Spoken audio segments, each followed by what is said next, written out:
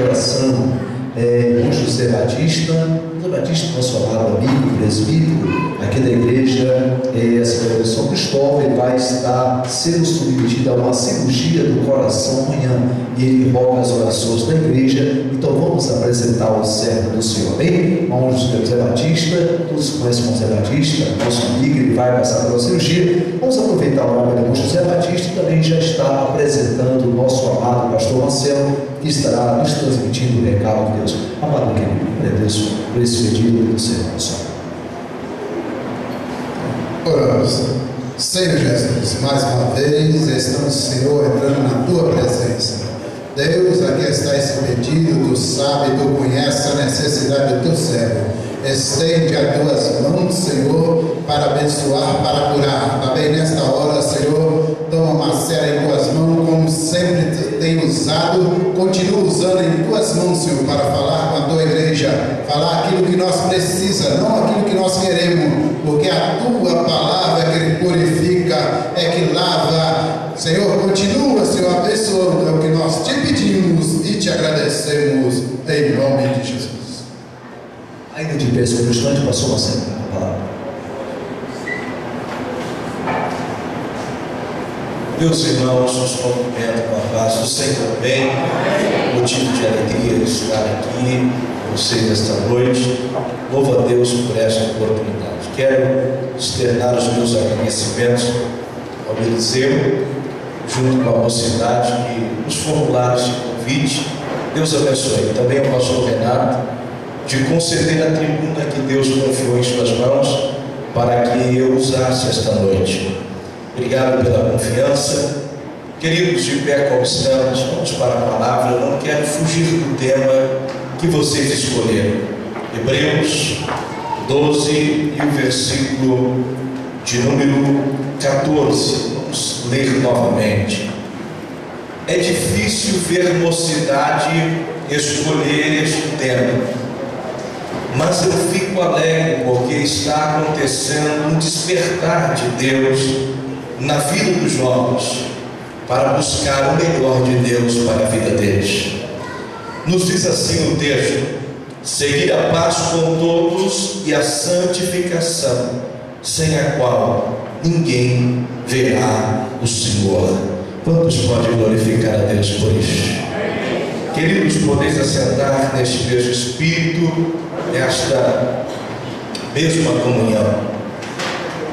Esta noite é uma noite especial, pois os jovens que aqui estão esperaram muito por este momento, se organizaram, ensaiaram, projetaram este momento, e Deus preparou para que esta oportunidade acontecesse nesta data e eles pudessem louvar o nome do Senhor.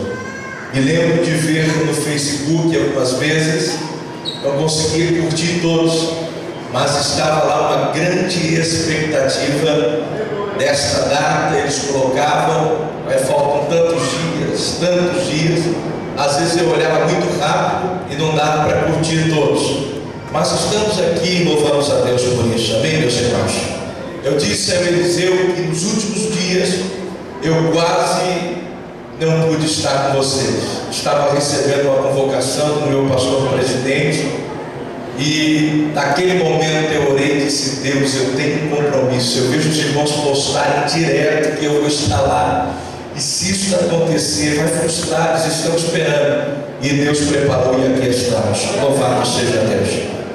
Meus irmãos, o escritor aos Hebreus, ele dá ênfase a este texto que lemos e traz a baila deste texto com riqueza de detalhes, mostrando-nos a importância daqueles que são separados para o Evangelho e que também prezam pela verdade do mesmo, pela verdade da mesma. Quando eu olho para esse texto, eu tenho dentro dele um grande despertar de Deus para nós. A igreja contemporânea faz parte deste processo. O escritor aos Hebreus, ele começa o versículo 12 estimulando aqueles que estão desanimados, aqueles que estão com com as mãos cansadas, com os joelhos desconjuntados, a se colocarem de pé. Quando se fala de mãos cansadas, você tem a noção de uma pessoa que está desanimada, de uma pessoa que lutou, de uma pessoa que batalhou, mas parece que não teve êxito dentro da sua guerra, então abriu mão e desistiu e parou. Mas o escritor aos Hebreus, ele é enfático aqui, diz: portanto, tomai e levantai as vossas mãos cansadas e os joelhos desconjuntados. Nós só podemos, irmãos, nos colocar de pé, nós só podemos nos levantar, nós só podemos fortalecer as nossas mãos se estivermos alicerçados através do poder da palavra. É o poder da palavra que nos faz nos colocar de pé, é através da unção do Espírito Santo é que temos forças para prosseguir. Estamos vivendo dias onde a igreja está se desanimando por muito pouco. Estamos vivendo dias onde muitos dentro da própria igreja já desistiram, já pararam, já desanimaram. E eu ouço por aí, prego muito em muitas igrejas, as pessoas me abordaram e dizer: pastor, por que lutar? Por que batalhar? Estamos vendo tanta coisa errada dentro do sistema, estamos vendo tanta gente errar, tanta gente pecar, tanta gente falhar. Eu abro mão, pastor, eu desisto. Mas quando eu olho o escritor aos Hebreus, ele está dizendo: não, nós devemos nos colocar de pé, nós devemos firmar as nossas mãos. Você pode levar atrás por isso, nós devemos nos posicionar. Deus quer algo de nós. Quantos acreditam nisso? Deus não nos chamou para estarmos desanimados. Deus não chamou a mim, não chamou a você para vivermos resmungando, criticando, murmurando, desistindo. Deus nos chamou para alçar voos altaneiros. Quantos acreditam nisso? Deus nos chamou para ser diferente. E o escritor pinta com cores vivas, mostrando a importância de nos levantar e nos colocar de pé. Queridos, as batalhas são muitas, as dificuldades são muitas, são inúmeras, e se nós deixarmos elas ditarem nossas vidas, certamente desistiremos, ou desistiremos, pararemos e não prosseguiremos mais. Mas nós temos aqui um incentivo.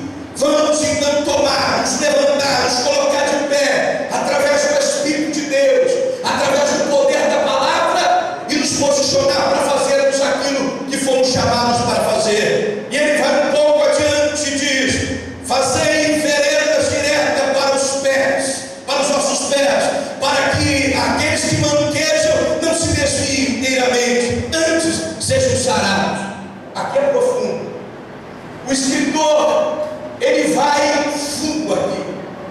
Ele relata isso com riqueza de detalhes. Nós, como crentes, separados, santos de Deus, a palavra santo não quer dizer que nós não temos pecados, que nós não erramos, que nós não valemos. Não, a palavra santo quer dizer separados de Deus, escolhidos de Deus. Você pode levar a por isso. Eu e você somos santos porque fomos escolhidos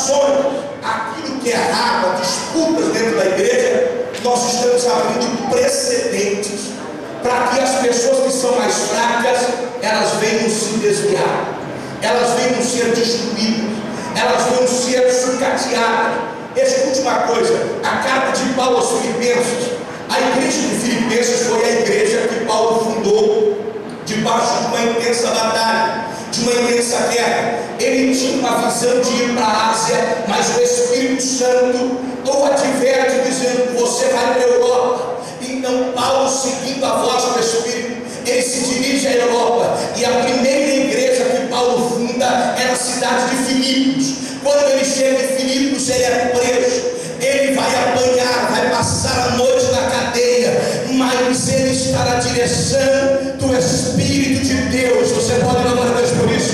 Você pode ser provado, você pode estar sendo vencido às vezes pelas provas dentro da sua ótica de visão, mas Deus está te capacitando a você chegar lá. Quantos acreditam nisso? Às vezes dentro da nossa ótica de visão nós pensamos assim: eu vou ser vencido, não tem como, mas Deus vai te capacitar. Quantos acreditam nisso? Levanta a sua mão e glorifica a Deus. Paulo pega um amor muito grande por esta igreja. Ele ganha 3 classes sociais de imediato para essa igreja. Ele ganha Lídia, uma vendedora de púrpura, uma asiática, para Cristo, dentro de uma reunião de oração. Essa mulher frequentava a reunião de oração, mas não era convertida. Isso acontece muito nos nossos dias. Existem crentes que estão no nosso meio, que cultuam conosco, adoram a Deus conosco, mas ainda não tiveram encontro com a palavra. Participam das nossas reuniões de orações, mas ainda tiveram encontro real com Cristo. Mas quando Paulo ali chegou, debaixo do Espírito de Deus, ele prega, e Lídia então se rende aos pés do Senhor. E você pode louvar a Deus por isso. Lídia, uma asiática, se rende. Depois uma grega que estava possessa por demônio e trazia lucro aos seus senhores através da adivinhação, que era pobre, miserável, desgraçada, sem a graça de Deus, ela teve encontro com Cristo. Você pode louvar a Deus por isso, e se rende aos pés do Senhor e é liberta. Depois o terceiro é um carcereiro romano de classe média, que através do terremoto dentro da prisão, a Bíblia diz que Paulo, naquele momento da escuridão, grita, revelado pelo Espírito de Deus, e diz para o carcereiro: não se mate, estamos todos aqui, ninguém saiu daqui. Oh, glória a Deus! Ele vai ganhar esta igreja, ela vai se render aos pés do Senhor, ela vai professar a Cristo.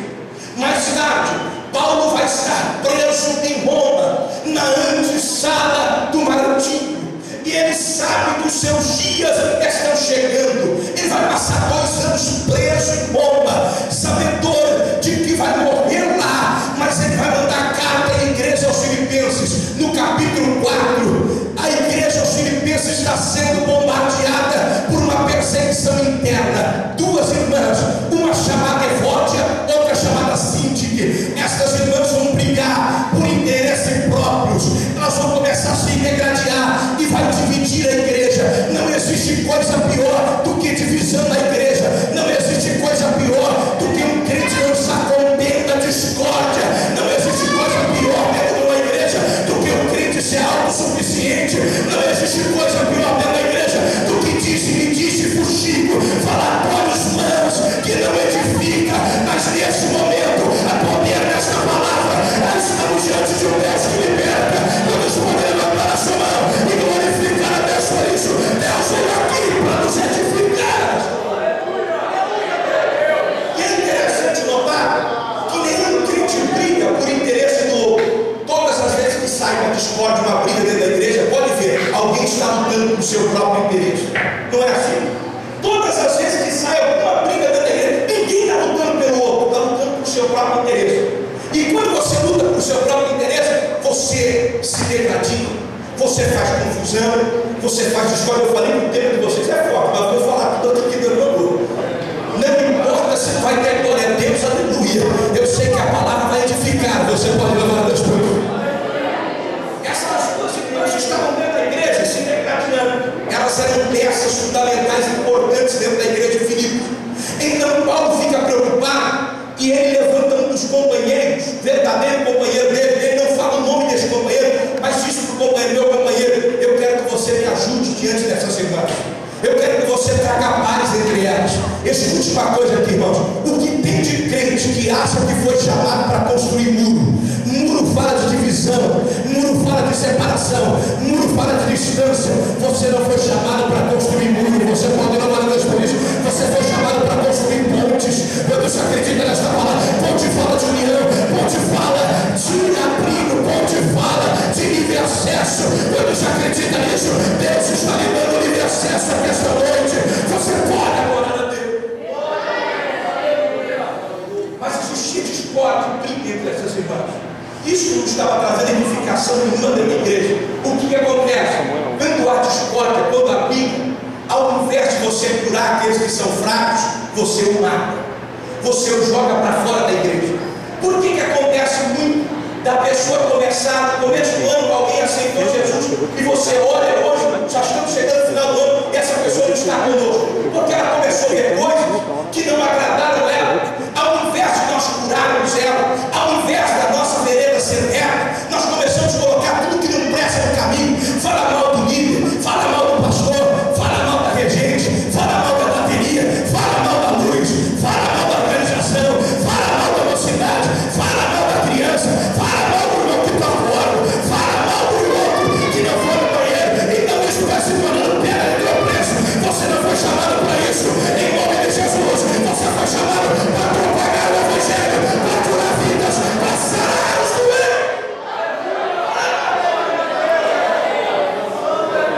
Aleluia. Isso se torna um egoísmo. E quando nós deixamos isto impregnar dentro de nós, começa a destruir a nossa própria vida espiritual. Você pode ver que todo crente fuxiqueiro, falador, fazedor de confusão, ele não consegue ter paz. Ele fica aqui, daqui a pouco ele está lá, daqui a pouco ele está lá. Você pode ver todo crente que fala, irmão, que fala de cotovelo, ele não consegue se firmar em lugar.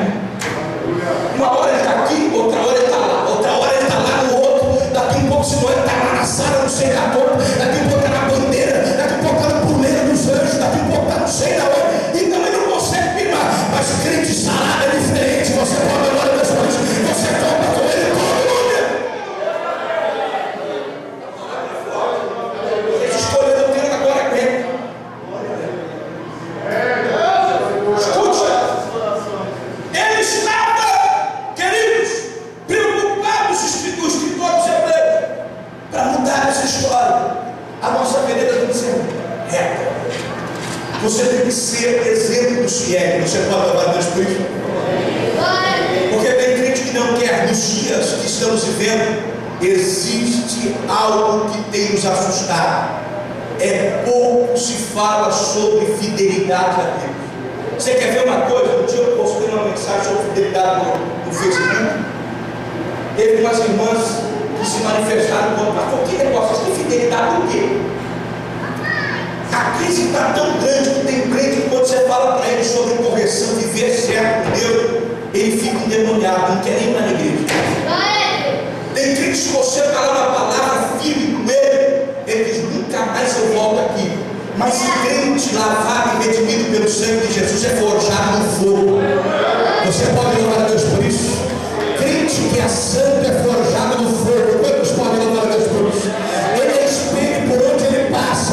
Aonde ele chega, o crente olha, lá vai um crente cheio do Espírito de Deus. Você pode louvar a Deus por isso? Se você foi chamado para morar no céu, então não abaixe a sua cabeça. Não importa a palavra dura.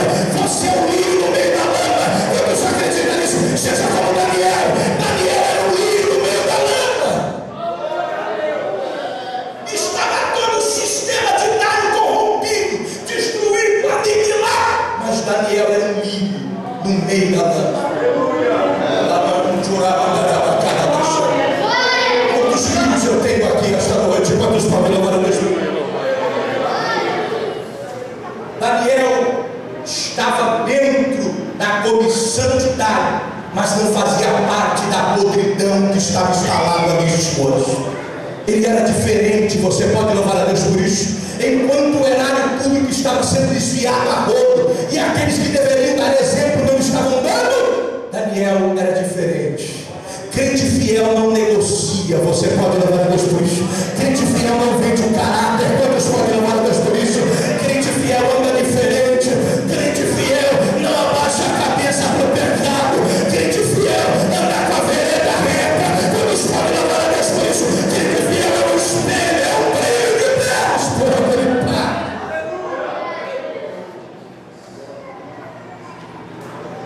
Neste momento, o escritor diz o seguinte: se a vossa vereda for reta, vocês vão cuidar aqueles que estão doentes. Existe uma disputa entre os judaizantes e os convertidos ao cristianismo. Por conta dessa disputa, o que acontecia naquela época?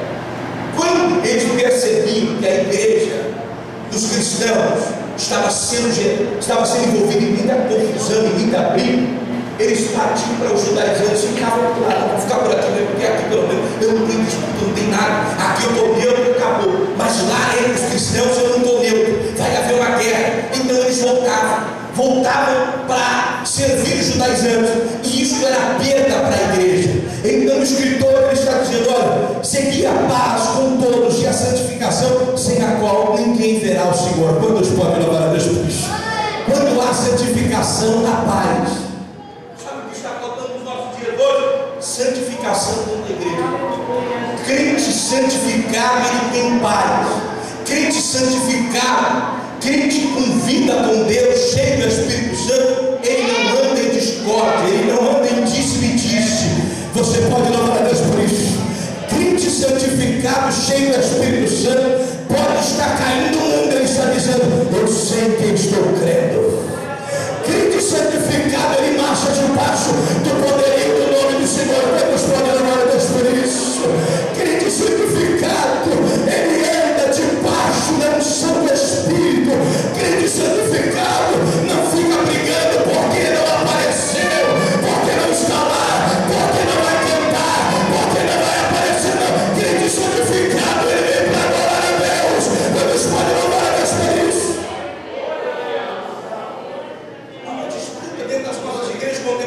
Estamos vivendo uma febre da fama hoje.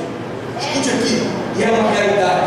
Santificação tem ficado para trás para muita gente. E estamos vivendo a febre da fama. Todo mundo quer aparecer. Hoje nós temos uma leva de jovens começando agora, querem ser pregadores para não defender a cruz de Cristo em nome de Jesus. Querem ser pregadores para ser famosos, para usar ternos bons, para usar sapatos diferentes, para usar, queridos, um altar para auto se promover, para o seu próprio culto, para o seu próprio ego. Estamos vivendo dias onde os cantores evangélicos estão espalhados dentro da mídia e você vê um comunismo terrível, você vê dentro deles uma conjuntura totalmente equivocada do evangelho, você vê o economismo tomando conta, porque eles cantam com pessoas que não professam o nome de Jesus, e você vê os apresentadores, é o mesmo Deus, e eles abaixam a cabeça e dizem que é o mesmo Deus, mas há poder no nome de Jesus. Nós somos uma igreja separada, lavada pelo sangue de Jesus. Todos podem louvar a Deus por isso. Nós não estamos aqui para fazer show, nós estamos aqui para defender a cruz de Cristo, o nome de Jesus. Para muitos isso pode ser um escândalo, mas é verdade, ele não divide a glória dele com ninguém. Nós somos chamados para defender o Calvário, a cruz de Cristo.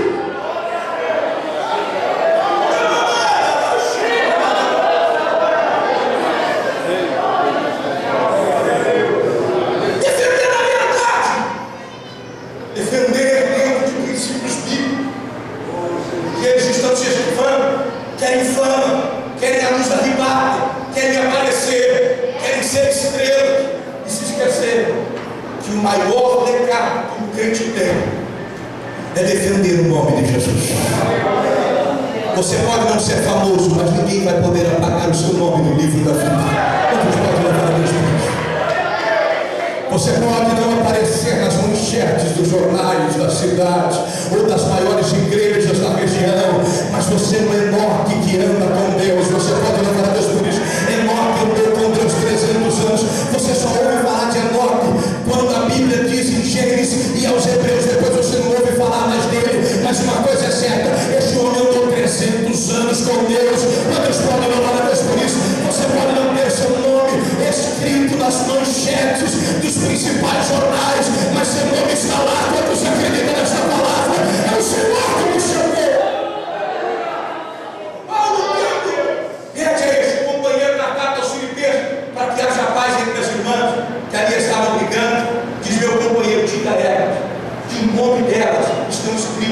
no livro da vida. Diga a elas que elas têm um nome lá. Fala para elas pararem com essas brigas, com essas picuinhas que elas estão levantando dentro da igreja. Porque quando existe picuinha, divide a igreja. Um vai para um lado, o outro vai para o outro. Nós estamos cansados de ver crente condeneiro, irmãos. Crente briguento, que fica separando a igreja. Crente boateiro, ele não sabe do que se trata, já vai espalhando. Apure os fatos primeiro. Olha, vê o que é verdade e o que não é. Você foi chamado para a verdade. Levanta a sua mão e agora dessa vez. Você quer ver uma coisa aqui? É estranho. Vai para cá, aos Filipenses 4. Vamos lá. Vai para cá, 4 de Filipenses. Não estou pregando isso, eu vou mostrar aqui. Bíblia. Olha o que Paulo fala a respeito dessas discórdias, de confusão, de boatos que às vezes as pessoas ficam sem saber o que é verdade. Escute aqui. Quanto mais, irmãos, tudo o que é verdadeiro, tudo o que é honesto, e tudo que é justo, e tudo que é puro, e tudo que é amável, e tudo que é de boa fama, se alguma virtude, se algum louvor, nisso pensar. Escute aqui, eu vou interpretar isso para você entender. Nós somos aquilo que processamos na nossa mente. Quando você começa a deixar a sua mente ser sucateada por tudo que não presta, por palavras contrárias, o que acontece? Você começa a processar dentro da sua mente o que não é verdadeiro, o que não é certo, o que não é honesto. Aí o que acontece? Você entra em pânico. Já viu quando acontece um boato no bairro? É um toque de recolher, todo mundo tem que sair. E às vezes ninguém nem falou nada. Isso daí veio de alguém, algum boateiro, alguém que quis brincar. Então todo mundo começa a falar, é um toque de recolher, isso não é verdadeiro. Então Paulo está dizendo, quando estava vendo conteúdo dentro da igreja, ele está dizendo assim, não, tudo que é verdadeiro, tudo que é puro, tudo que é honesto, eu quero que vocês ocupem a mente de vocês com aquilo que é verdadeiro, com aquilo que é puro, com aquilo que é honesto.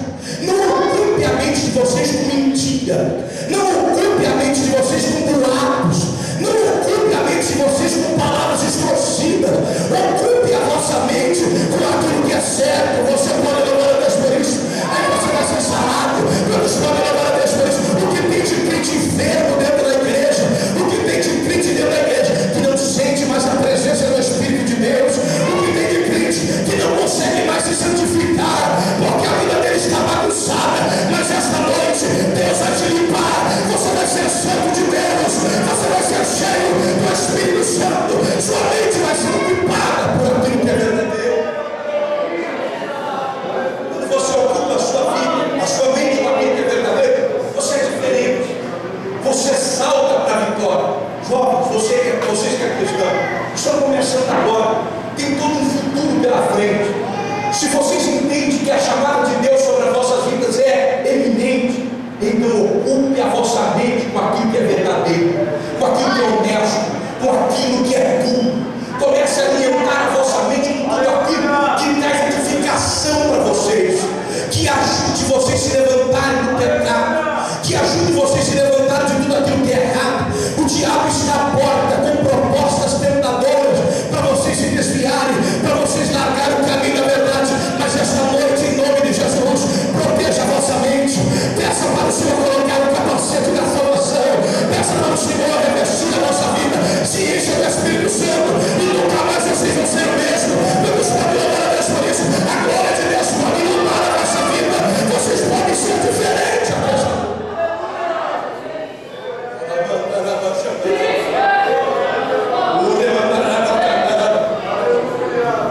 Seguir a paz com todos e a santificação, sem a qual ninguém verá o Senhor. Nós não podemos ser profanos como Esaú e vender o seu direito de por um prato de vítima. E depois foi chorar e as suas lágrimas já não tiveram resultados, porque ele rejeitou a bênção de Deus. O que acontece muito conosco nesses últimos dias é isso. Às vezes estamos rejeitando a bênção de Deus por um prato de lentilha. Não queremos viver uma vida dentro da igreja. Eu sei que as lutas são muitas. Esta idade que vocês estão atravessando, o confronto da carne é muito intenso. Satanás vem com muitas propostas. as tentações são muitas. Eu só tenho essa cara de novo, mas eu tenho um filho de 15 anos de idade. Meu menino é maior do que eu, não é muito difícil passar porque eu sou pequeno, mas a família é toda grande da minha esposa, e ele está maior do que eu. E eu chego para ele e às vezes eu converso com ele, digo, meu amigo, o negócio é o seguinte: ocupe a sua mente com aquilo que é verdadeiro, com aquilo que é puro. Revista a sua mente com aquilo que Deus tem para você. Ele um dia disse para mim: pai, eu quero ser pastor como o senhor, eu quero pregar como o senhor. Eu disse: então se espelhe nisso, vai para uma faculdade, aprimore seus estudos, lute, e Deus vai honrar você. Quantos podem levar Deus por isso? Nós precisamos ter uma vida separada. Quantos podem levar Deus por isso? Nós precisamos ser cheios do Espírito de Deus. Nós precisamos ter uma vida diferente, separada. Você não pode ser crente meia boca. Você foi chamado para ser diferente. Quando você acredita nisso, você não pode trocar a bênção de Deus por um prato de lentilha. Não jogue para fora aquilo que Deus está lhe dando. Abrace a causa de Deus. Passe pelas lutas, mas vai adorar o nome do Senhor. Nós precisamos entender que devemos ser exemplos para aqueles que nos servem. Você tem toda uma responsabilidade sobre os seus ombros. Existem vidas que vão entrar pelas portas dessa igreja, que vão aceitar Jesus, e você deve ser um testemunho para ele. Para entender o tamanho da responsabilidade que está sobre os seus ombros.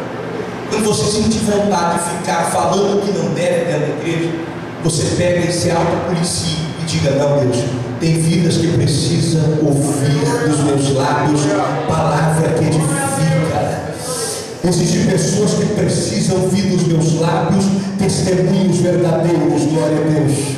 Porque, irmãos, nós somos uma comunidade de perdoados. Nós não estamos no céu, aqui não é o céu. Nós vamos pecar, nós vamos errar, mas tem uma coisa: permanecer no erro, isso daqui é uma burrice. Nós não podemos, você pode levar a Deus por isso.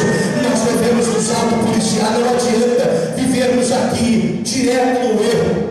Nós devemos ter arrependimento e frutos de arrependimento, porque tem gente assim, ele cai no erro hoje, amanhã ele cai no mesmo erro, depois da manhã no mesmo erro. E você, eu me lembro de uma história de um irmão, todo dia ele errava e dizia: pastor, errei, mas no mesmo erro, pastor, errei. Então eu aprendi com o meu irmão: está na hora de você ter fruto de arrependimento. Se você não se arrepender de verdade, se você não se encher do Espírito Santo, você não vai vencer nada disso, você não vai sobressair. O que tem de crente, irmão, que quer viver só de parte só. O erro é uma tentação para ele, mostrando que ele quer viver dele. Mas há poder no nome de Jesus.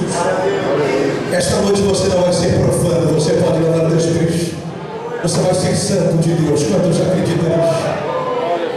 Você não vai desprezar a bênção de Deus, porque às vezes Deus vem nos dar a bênção e nós desprezamos ela por um prato de lentilha, desprezamos por uma fuxica, desprezamos por uma mentira, desprezamos a bênção de Deus quando caluniamos o irmão, desprezamos a bênção de Deus quando nós queremos derrubar alguém, desprezamos a bênção de Deus quando nós queremos ferir alguém. E a Bíblia diz que tudo aquilo que o homem plantar, isso ele vai colher. Mas tem uma coisa: a colheita é maior, porque você planta uma semente e colhe muitas outras. Assim é na vida daquele que semeia. Quando você semeia alguma coisa que não condiz, você vai colher o dobro daquilo que você semeou. Então não vale a pena semear. Você pode levar Deus por isso. Vale a pena você semear coisas boas. Quando você acredita que essa palavra é verdadeira de Deus, eu disse que a coisa seria dura, mas Deus está limpando pessoas em questão. Através desta palavra, Deus está curando pessoas em questão. Através desta palavra, Deus está santificando pessoas em questão. Você é santo de Deus. Você vai caminhar para os céus em questão. Você vai caminhar, irmãos, para o lugar que está reservado para você. Ninguém vai obstruir o seu caminho nesta noite. As lutas não vão te impedir. Quantos acreditam nisso? As dificuldades não vão lhe impedir. Você não veio no mundo para ser irmão derrotado. Você saiu do mundo para ser um vencedor. Quantos acreditam nisso? Você saiu do mundo para ser sarado. Você não saiu do mundo para ser imundo.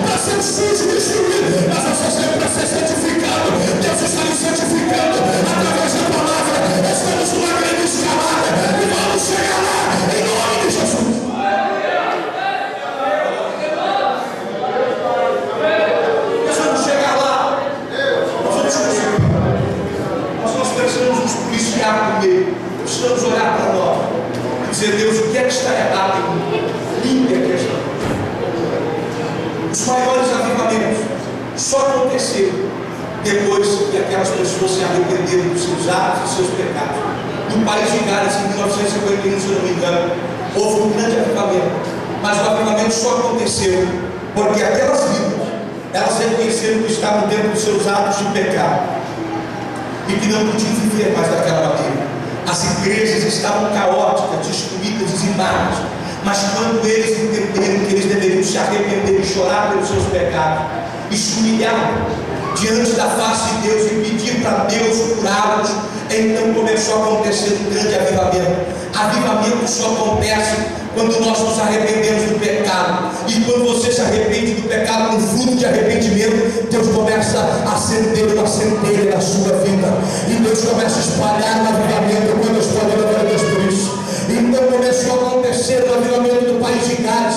Os boutiquins começaram a se fechar, os estádios de futebol ficaram vazios, os cinemas tiveram que fechar, os shoppings não eram mais frequentados, procuravam o povo, estavam dentro da igreja glorificando e exaltando Deus a glória. Os prostíbulos se fecharam. Deus quer fazer um avivamento no nosso meio. Quando você acredita nisso, levante a sua mão e glorifica Deus por isso. Quando o Senhor disse para Josué, santificai-vos hoje e amanhã eu farei maravilha no meio de vós. Deus quer fazer maravilhas. Quando você acredita que essa noite Deus quer nos tirar da mesmice, Deus quer nos tirar desse comodismo, vamos levantar agora a nossa cabeça, santificar diante dele, o milagre de Deus será instantâneo. Nós não podemos nos acomodar, ficar parados. Nós não podemos ter pressa de sair da noite. Gente, as pessoas têm se tornado frias, porque as pessoas não aguentam mais. A praça é nossa, é melhor do que os nossos cultos para muitos crentes. O fantástico é melhor do que os nossos cultos para muitos crentes, porque eles estão frios espiritualmente. Mas esta noite, se acontecer um avivamento de Deus, se nós começarmos a nos santificarmos aqui esta noite, ninguém vai segurar a nossa marcha. Foi Deus poderoso das coisas. Uma igreja santificada tem que quebrar suas paredes. Uma igreja santificada vai ter que comprar novos terrenos. Deus poderoso